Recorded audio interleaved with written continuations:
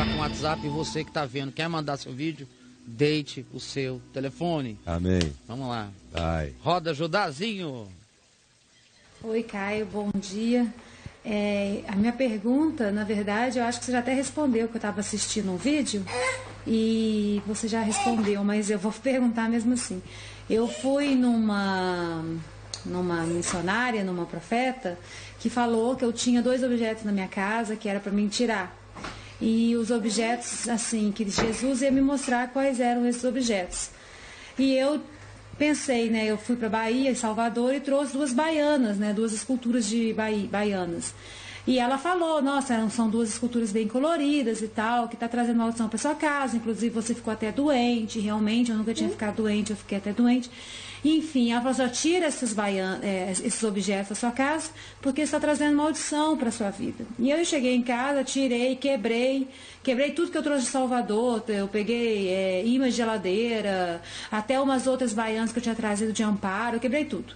Tudo que remetia a Salvador, eu quebrei tudo. E agora eu estou vendo um vídeo seu falando a respeito de ser coisa de crente, né? E aí eu pensei, será mesmo? Porque você falou, Jesus está em você. Então, se o Jesus está em mim, eu não preciso ter medo de objetos consagrados. É isso? Minha querida, e olha, tua filha é linda, hein?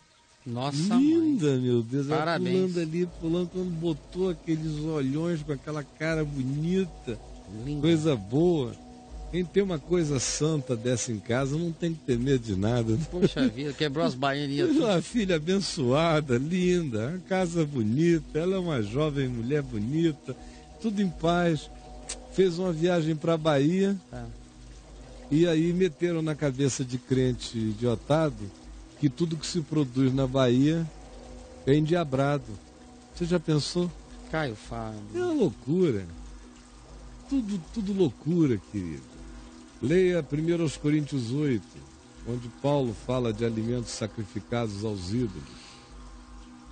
Ele diz o ídolo, a coisa, mesmo se fosse consagrada, nada é de si mesma. Ao Senhor pertence a terra, tudo. Não tem nada que viaje imantadamente num objeto para dentro da casa dos outros com o poder de fazer mal, exceto na casa do medroso, na casa do supersticioso, na casa do crédulo, na casa do indivíduo sem entendimento, na casa daquele cuja mente é mágica, que tem familiaridade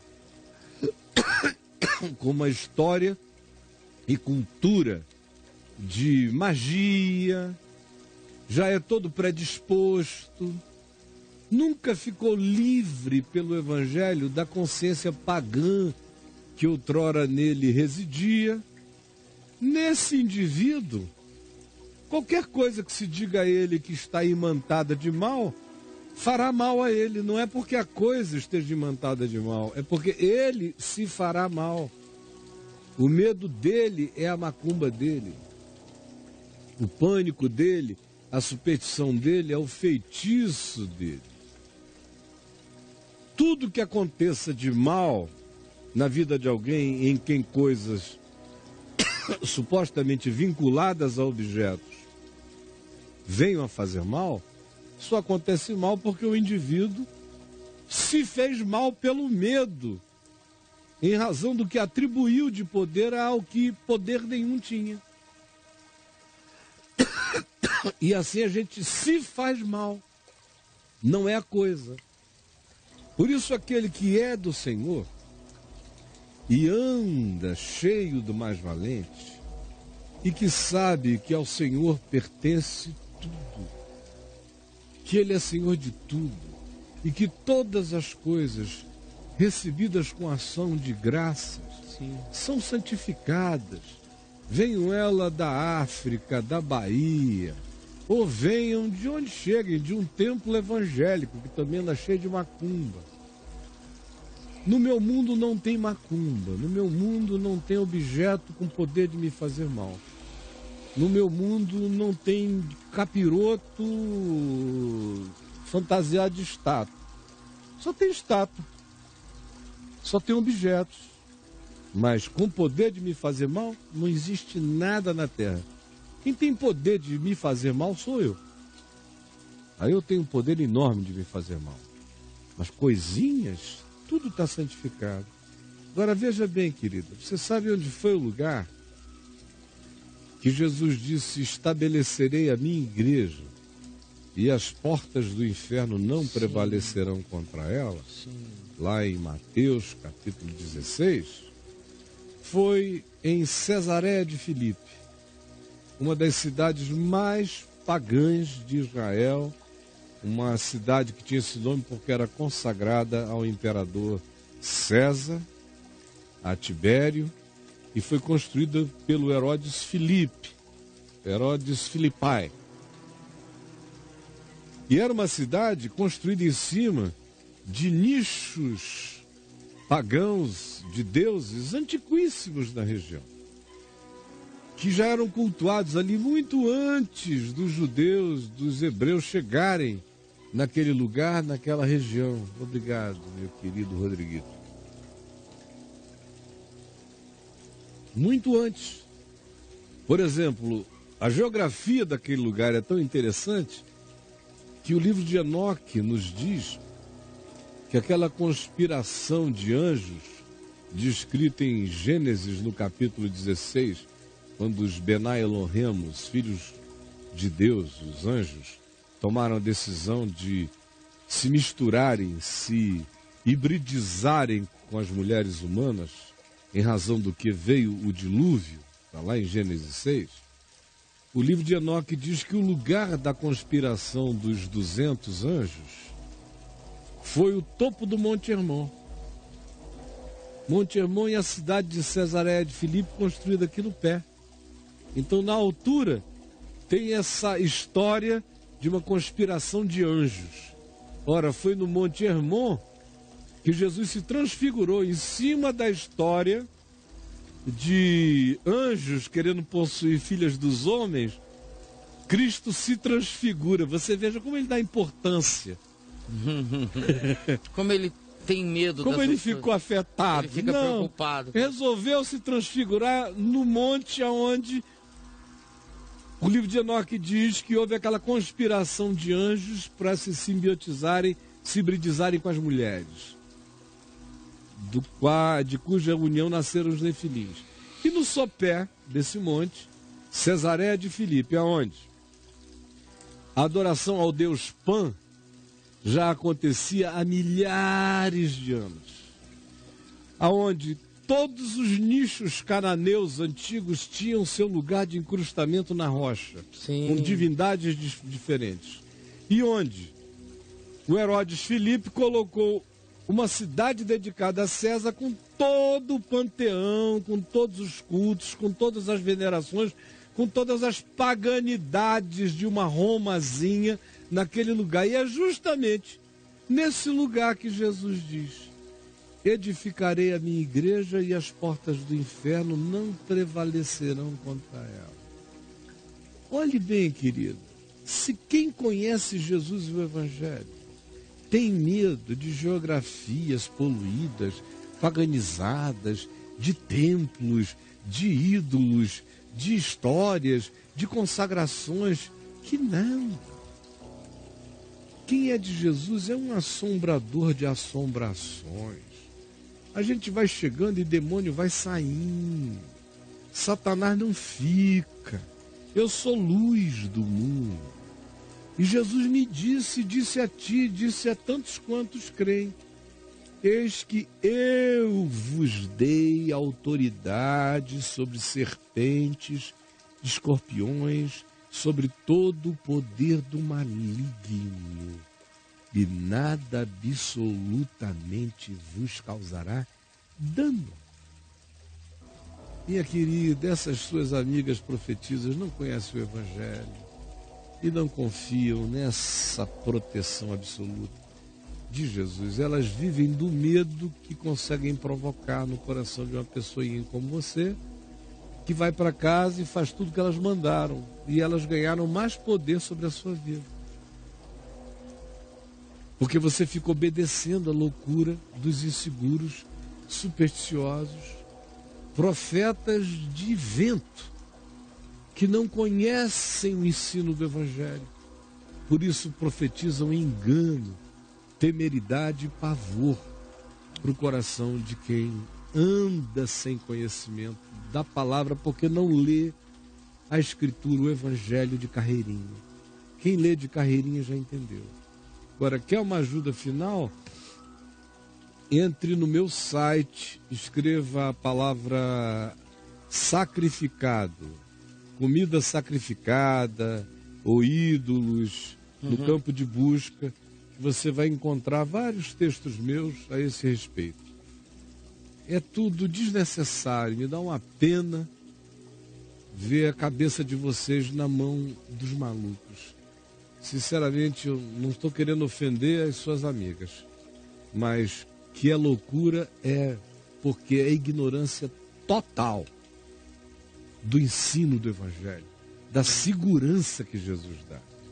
E essas pessoas precisam que os crentes sejam inseguros para ficarem dependendo delas. Entendeu, querido? Bobagem, mas já está feito. Da próxima vez não faça mais. Vamos lá? Aí o pessoal repercutiu isso aqui. Uhum.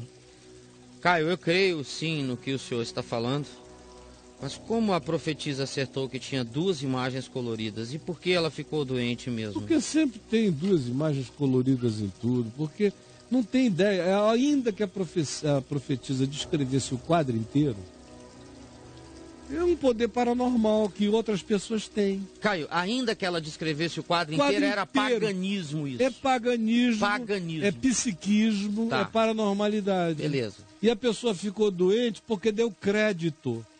Chegou, viu, se impressionou e adoeceu. A gente se adoece das nossas impressões. 85% das vezes eu adoeço das minhas impressões. Mas a superstição, a falta de compreensão de como é que opera o mecanismo psicológico do ser humano, faz com que tudo que o homem conceba como mal contra ele mesmo, produzido pelo medo, se materialize no próprio indivíduo e o indivíduo atribua isso ao diabo, que diz, poxa, viva com as consequências do seu medo, seu frouxo. Uhum. Agora, é falta de conhecimento mesmo, gente. É pena, me dói, eu sofro. Porque, olha, desde 18 anos que eu sei disso e ensino isso para as pessoas. A igreja que eu pastoreava em Manaus, os anos que eu fiquei lá com meu pai, não tinha ninguém com essa dúvida. Todo mundo pisava em cima de qualquer coisa. Ou levava o que quisesse, comprava o que quisesse, ninguém se impressionava com nada. Uhum. Igreja que eu pastoreava em Niterói, eu tinha gente que viajava para a África e voltava, me trazia peças africanas que eu botava na minha casa. Eles mesmos viam que eu ia para qualquer lugar do mundo, o que eu achasse bonito eu traria. E estou aqui, ó, nunca tive uma coceira, nem terei. Certo. Porque o resto é paganismo, quem é luz sou eu. Mas vocês não creem nisso, porque não creem no Evangelho. São filhos do medo da religião, não da segurança do reino de Deus. É uma pena. E aí? Mais uma relativa. Em relação aos objetos com macumba, aspas, bezerra de ouro sem ser adorada é só objeto de decoração, certo, Caio? Se para você para mim seria. Uhum. Para mim seria. É isso aí. Me deram uma vez aquelas estatuazinhas de Rômulo e Remo mamando Sim, na loba. Na loba. Tem aqui na porta do Buriti. Aí me deram, eu botei lá na minha casa, bonito, bem feito, de pedra, uns amigos de Roma, faz anos. Aí chegam os crentes lá, ei, reverendo, o senhor não tem medo disso aqui, não? Eu falei, olha, escuta, você não aprendeu ainda o Evangelho, né? Você frequenta a nossa comunidade, mas senta aqui, para você nunca mais me fazer ficar irado na vida. Deixa eu te contar essa história para sempre. Sim. Porque não tem espaço, não é possível que o verdadeiro Evangelho seja compreendido e uma pessoa continue assim. tão suscetível. Não, pagã. Só pagã. Não tem nada. Jesus não trouxe boa nova nenhuma. Tua vida é um pavor. É uma luta contra um Satanás onipresente, onisciente, onipotente. E um Cristo tímido, acanhado, que não dá nenhuma garantia a gente. E que a gente tem que ficar tomando cuidado com papel, com tábua, com gesso, com pedra, com obra de arte, com qualquer coisa, porque pode contaminar. Ah, pelo amor de Deus, vocês entraram numa redução mental indescritivelmente patológica, amigos. E aí? Você falou de Cesareia, dos nichos incrustados na rocha. Tem uma foto aí pra mostrar. Lá tá cheio, né? Mostra aí, lá Judazinho. Tá cheio, olha aí. Olha lá, Caio, que legal. Nichos aí tem milhares de anos.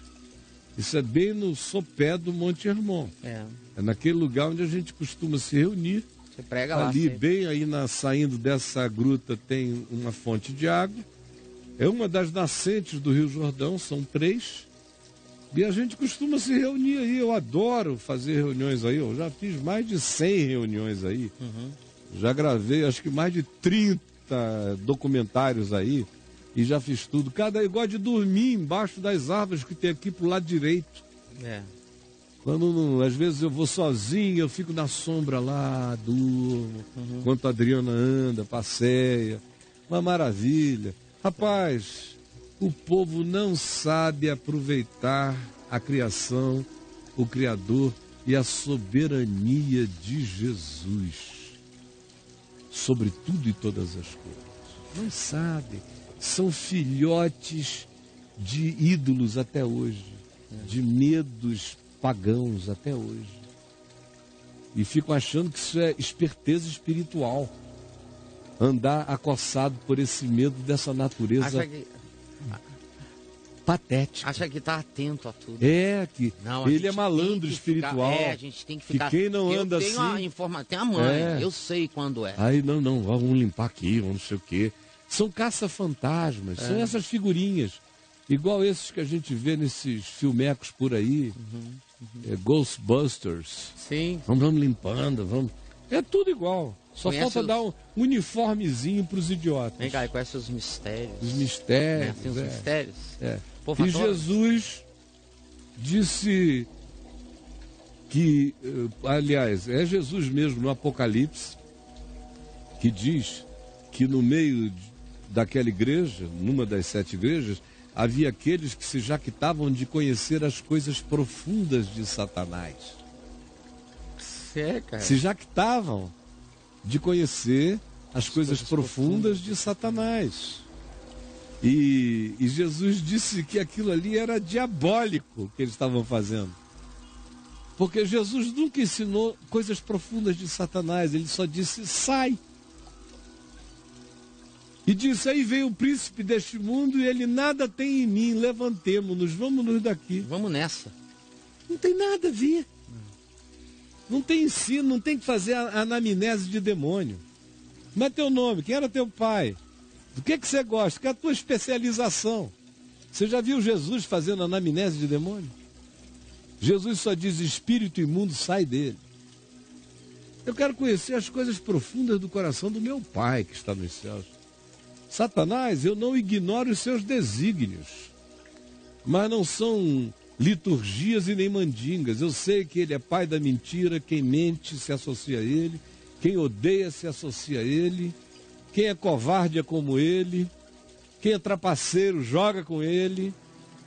É isso que eu tenho que saber sobre as artimanhas, é não me tornar filho dele. Pela prática na vida. É só isso. E andar na segurança do amor de Deus, porque quem anda no Evangelho, para ele diabo não existe, cara. Eu existo para o diabo, mas o diabo sabe que eu não penso nele. Um momento no dia, ontem eu pensei no diabo? Não. Anteontem. Eu sozinho, eu não sei respondendo perguntas. Eu sozinho, eu não me lembro qual foi a última vez que o diabo teve um pensamento meu. O diabo diz, esse Caio não me dá a mínima. E eu não dou mesmo. Eu não incluo Satanás nas minhas contas na vida. Ele não tem onde agarrar em mim, ele e nada são a mesma coisa. O escrito de dívida que havia contra mim foi rasgado na cruz e eu estou coberto pelo sangue do Cordeiro e sou habitado pelo mais valente. Que diabo chega perto? Eu vou passando e eles vão afastando, meu irmão. E não há nenhuma jactância. Isso é a vida cristã normal, deveria ser assim. A vida espiritual saudável tem que ser no mínimo assim. A garantia de Deus na minha vida tem que me trazer no mínimo essa certeza pacificada. Senão, nenhuma boa nova me chegou ainda. E eu fico com muita compaixão de vocês que pensam que conheceram o Evangelho e são totalmente pagãos, sem segurança espiritual nenhuma, seguindo bruxinhas, profetizinhas e essas fadinhas inseguras que adoram controlar mulheres, especialmente mulher mais bonita do que elas. Você já notou que 90% dessas senhoras profetisas são gordas, barangas, mal amadas, mal casadas, não depiladas, e adoram ter 15 mulheres lourinhas, bonitinhas, que moram num lugar legal, que não fazem nada sem consultá-las primeiro. É uma relação tão óbvia de dominado e dominador, onde o dominador em geral é aquele que cumpre esse papel bruxo e controlador, porque ele não poderia estar do lado de lá, porque do lado de lá ele não tem beleza para estar. Não tem cacife. Não tem cacife, então ele só tem poder para se afirmar como um sapão controlador, ou uma sapa profética controladora. E as fadinhas ali em volta dizendo, tiro ou não tiro o quadrinho? Gente, é patético. Fotografem e se vejam. É ridículo. Tira uma foto de longe, né? Fica uma foto de longe, meu Deus, é ali que eu vivo, é desse jeito. Vocês não conseguem enxergar, não? Ai, meu coração. Vamos lá, Braulito. Vamos continuar aqui, mais uma frase sobre esse troço aí, vai. Caio, você está dizendo que o diabo não conspira contra a nossa vida? Conspira à vontade. Ou que grande parte das nossas conspirações malignas são forjadas em nosso próprio coração? É sim, no meu coração. Onde foi que Jesus disse que é forjado no coração do diabo e passa para o nosso? O diabo só pode se utilizar daquilo que eu produzo. Está escrito no livro de Gênesis que a serpente come o pó da terra. Eu vou andando e é da produção do meu caminhar que o diabo tem poder para se alimentar. Principados e potestades se alimentam da produção humana. Eles só podem usar o que os homens servem. O que os homens não servem, eles não podem usar. Foi um limite que Deus impôs. Por isso ele tem que seduzir, ele não arranca a árvore, a planta, o fruto, abre a boca do humano e enfia lá e obriga a mastigar. Não, ele não faz isso. Não, ele seduz, o cara tem que comprar a ideia. Agora, só foi seduzido porque já estava seduzido.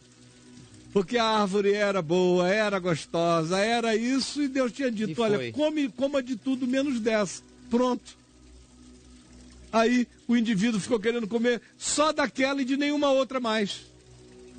Mas o diabo, na minha vida, ele usa o que eu dou. Se eu não der nada, ele não tem nada na minha vida.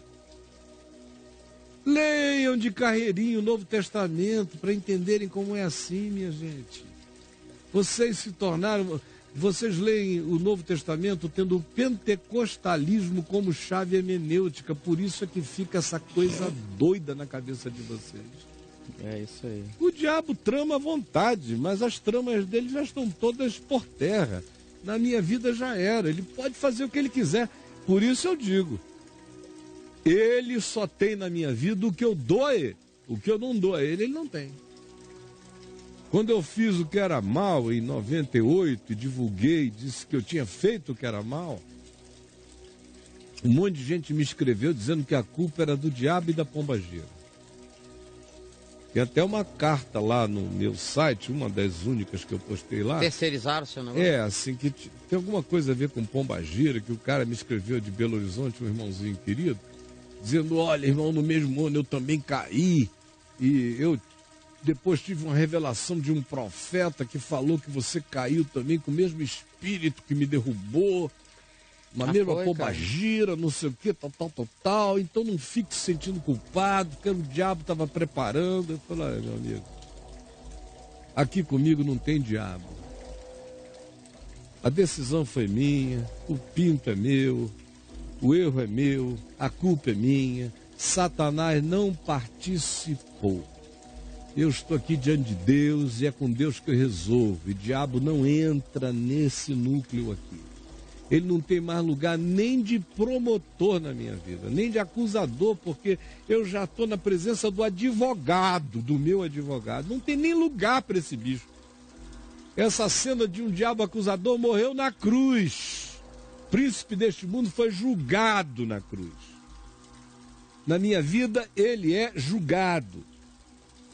Tudo que ele quiser fazer, e ele tentou fazer tudo que pôde, foi o material que eu dei. E aí ele usou para lá e para cá. Se eu não tivesse dado aquele material, ele não teria feito nada. Durante 25 anos antes eu não dei material nenhum, ele não fez coisa nenhuma. Ah, irmãos, leiam o Evangelho de carreirinha, para deixarem de viver atormentado por tanta insegurança espiritual. Vamos lá, Bruno. Saideira desse tema aí. Caio, os ídolos católicos se enquadram nesse sentido também? Também. É só um gesso, cara. Já preguei tanto em templo católico. Eu prego por aí, no mundo inteiro. Você já me viu viajando por aí. Tem lugares onde para você falar, você fala entre um ídolo daqui, outro daquela, seja ele católico, seja egípcio, seja assírio, seja persa. Seja lá o que for. Seja lá o que for. Seja lá o que for. É, eu prego no tempo de Esculápio. Prego em qualquer lugar. Como Paulo. Pregou no Areópago. Aquele monte de Deus. Ainda tinha um altar ao Deus desconhecido. E o cara sai antes, jejua para entrar e depois de pregar vai se lavar e ficar em quarentena para se purificar. Não, saiu dali e foi comer. Foi adiante. Bora, não tem nada, não aconteceu nada. Cada chão desse planeta é do Senhor, tudo é dele, e vocês ficam vivendo essas vidinhas. Não é problema de espaço fora, como eu mostrei naquele carro que não conseguia estacionar. Tinha espaço sobrando fora. O Evangelho deu espaço demais. A gente tem todo espaço de liberdade. O problema, cara, é a cabeça do crente, que é menor do que um alfinetinho. Aí você tem um espaçamento enorme de liberdade, de segurança para caminhar, mas aquela cabeça mínima não deixa você manobrar para lugar nenhum. Você não sai nunca daquele lugar, porque a prisão está na mente. Conforme essa imagem aí, você viu ainda agora longamente. O Evangelho dá todo espaço para a gente ir, se manobrar à vontade. Mas quando a cabeça é estreita, não adianta. O cara não sai. Fica preso com todo espaço de liberdade, mas ele é um prisioneiro da ignorância apavorada, paganizada e espiritualizada em nome de um Cristo escravizante e não do Jesus libertador.